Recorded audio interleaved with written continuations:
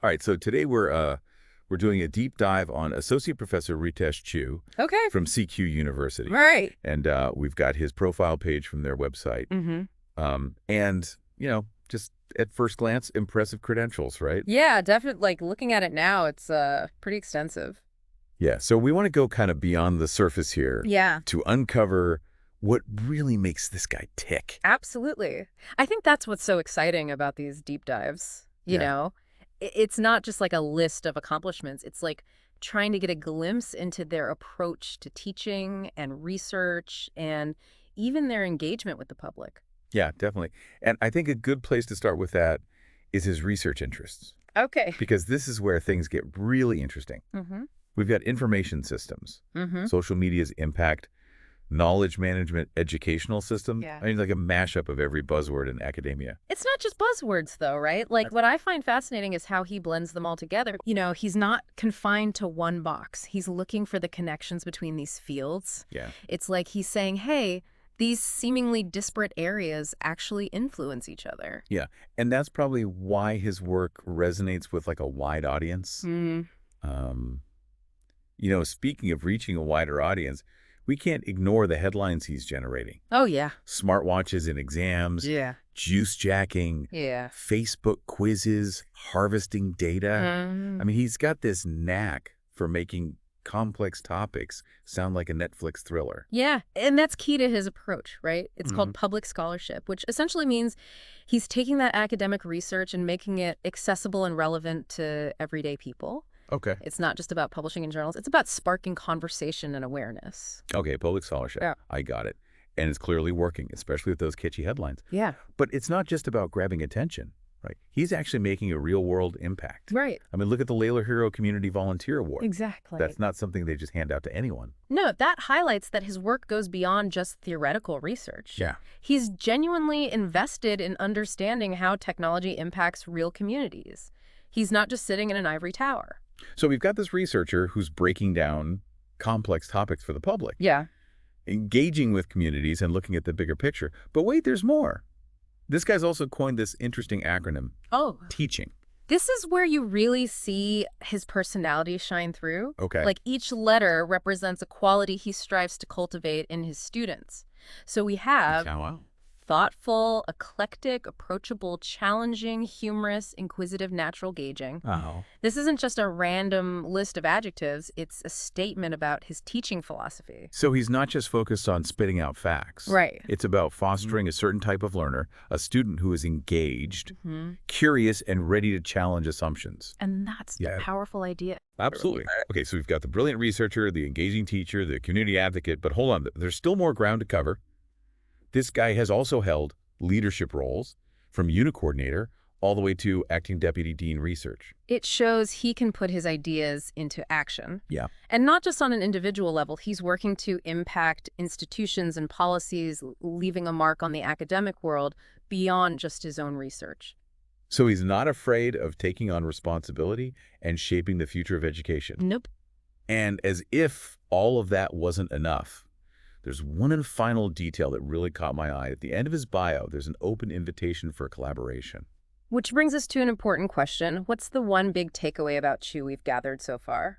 Well, for me, it's that he's breaking the mold of what we typically think of as an academic. Right. He's not just buried in research. He's actively engaging with the public, Yeah. shaping educational institutions and inviting collaboration. Right. That invitation really struck me as well. It's like he's saying, hey, I'm passionate about this stuff. Let's explore it together. And that's so refreshing, especially in a world that can often feel very siloed and competitive.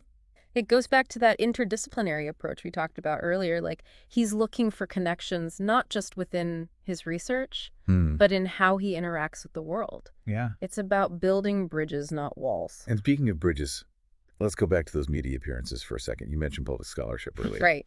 But like, how many academics do you know who are actually out there making headlines about juice jacking and Facebook quizzes? Not many. Right. And that's what makes him so effective. He's not just talking to other academics. Yeah. He's reaching everyday people, raising awareness about issues that impact all of us. Right. He's demonstrating that scholarship isn't just about dusty books and obscure theories. Yeah. It's about addressing real-world problems. And he does it in a way that's engaging. I mean, juice jacking. Right. It sounds like something out of a spy movie. Yeah. But it makes you stop and think, hey, maybe I shouldn't just plug my phone in anywhere. Exactly. He's making us more aware of the potential risks in our increasingly digital world. Mm. And that's a crucial message, especially for younger generations who've grown up with this technology. So he's not just teaching students in the classroom.